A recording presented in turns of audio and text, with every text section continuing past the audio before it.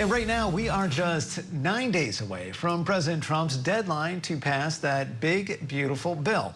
But at this hour, some members of Congress are not even sure what's in the bill as they race to get it across the finish line.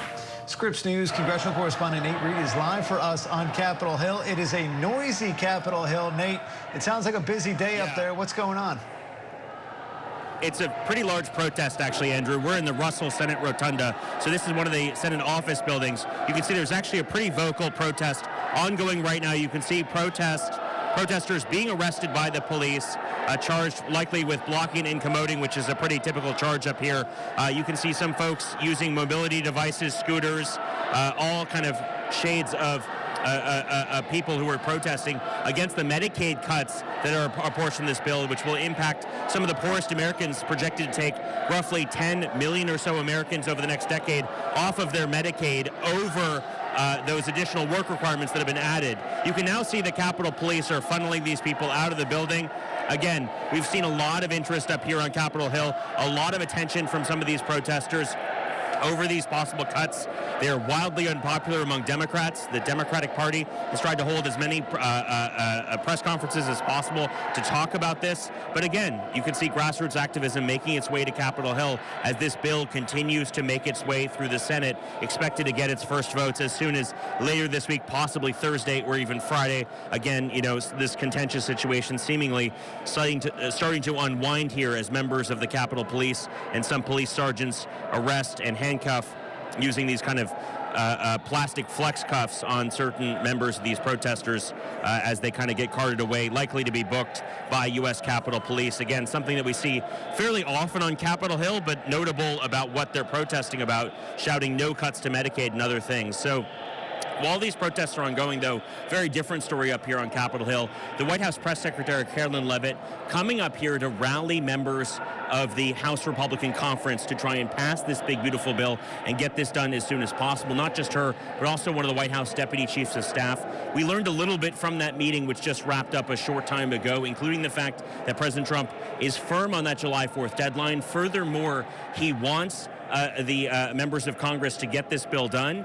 He has made this his top priority. According to the press secretary, this will be his top priority coming back from Europe. He's on a plane right now returning from The Hague to here in Washington, D.C., where he's expected to focus entirely on this big, beautiful bill and trying to get this to his desk by July 4th. Again, a lot of hurdles to do so. Some Republican senators still and members of the House still saying they don't know what's in the final work product. The White House Deputy Chief of Staff telling reporters they're expecting that final text, the final bill text, within the next day or two. So again, while these protests on Capitol Hill continue, we're still beginning to see more of the big, beautiful bill and better understand its fate, again, with this incredibly slim Republican majority in the House of Representatives and the Senate.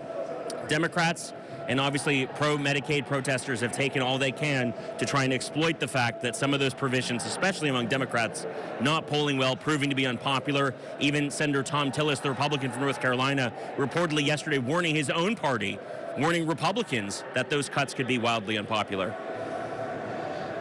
Yeah, and Nate, that image that we just saw of the Capitol Police attempting to restrain some of those protesters using mobility devices, I imagine is going to have some lasting power. But when it comes specifically to these Medicaid cuts, So, sorry. And Nate, feel free to cut me off if there's the more protesters have stuff. the protesters have just unfurled a banner. We're trying to move back for Capitol Police.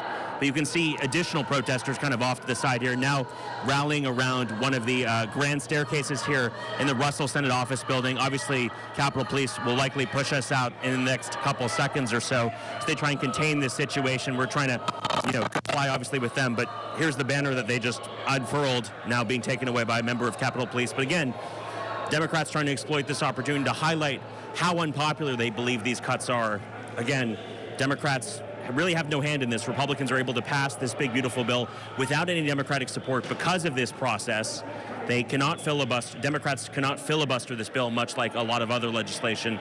But again, exploiting the opportunity to try and get up in senators' faces and make clear how much a lot of Democratic constituents and even some Republicans have issues with parts of this legislation. And Nate, focusing in on Medicaid and specifically with these protesters presumably are there to talk about and to create the scene that we are seeing play out before our very eyes. It has most specifically to do with these work requirements, right? It's the idea that these new sort of requirements that would take place in a number of even red states where Medicaid is particularly popular over the past decade or so, that could knock millions of people off of eligibility. Is that right?